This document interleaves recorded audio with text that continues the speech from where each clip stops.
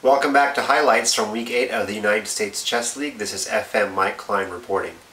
This week promised to thin out a crowded field at the top of the Eastern Division, but after all the matches ended, there was very little movement at the top.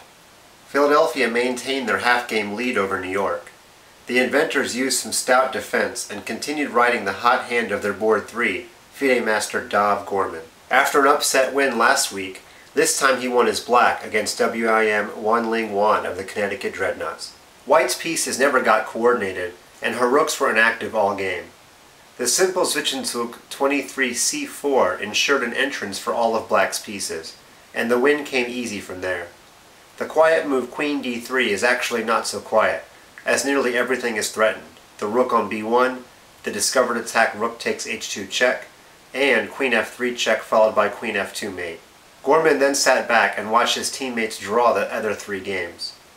All 3 were down a pawn in the endgame, but Grandmaster Sergei Ehrenberg drew in 80 moves, FM Karl de Melt drew in 85 moves, and FIDE master Tom Bartel drew Grandmaster Mikhail Kekalizze in 118 moves.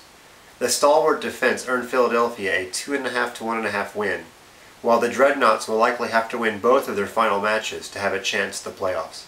For fans of shorter attacking games, the most exciting match of the week surely was New York's win over New England. The Knights got off to a great start, as the first 2 games to finish were both gangbuster attacking victories. First came Grandmaster Tamaz Galashvili's near miniature against Grandmaster Sam Shanklin. Shanklin is usually booked to the teeth, so Galashvili broke every opening roll in the book. He moved pawns on the first 8 moves, then moved his rook up and over, then walked with his king while forgetting about the development of his queenside pieces. In the end, his space advantage mattered most. With his rook on a1 hanging, Galashvili went for broke with bishop takes h6. If the bishop is captured, then queen c1 check, king h7, knight g5 check is mighty scary, so Shanklin grabbed the rook. White essentially inverted the moves of the previous variation, and knight g5 check followed by queen d2 left black's king with nowhere to hide. Senior Master Matt Herman also won with panache, finishing off his attack with the unexpected rook h8 check. FIDE Master Christopher Chase resigned in view of king takes h8, queen h4 check, and queen h7 mate, or bishop takes h8, g takes f7 double check, king takes f7, queen g6 mate. The Knights won 2.5 to 1.5 and are now in clear second in the East. Baltimore and New Jersey finished at a 2-2 draw in an unconventional way. All 4 boards ended in black victories. After a strange Caro-Kann on board 1, Grandmaster Nicholas Huschenbeth was always fighting for equality with a terrible knight on b2.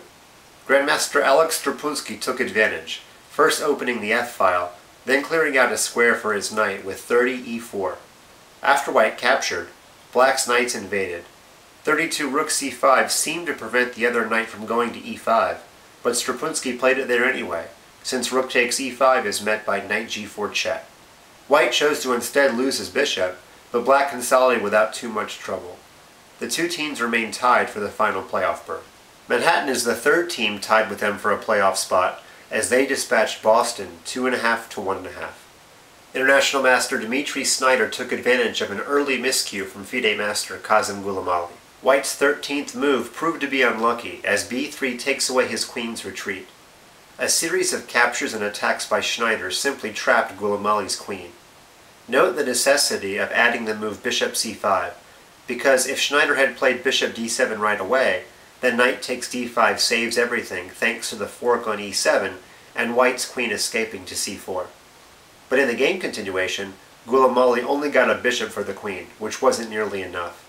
The loss all but eliminates the Blitz from the playoffs, as they would need a world of help and a few blowout wins to even have a chance to qualify for the postseason. So tune in later in the week to see how the playoff scenarios are unfolding in the Western Division. Until then, we'd like to thank the sponsors of the USCL, PokerStars, Chess.com, and the ICC.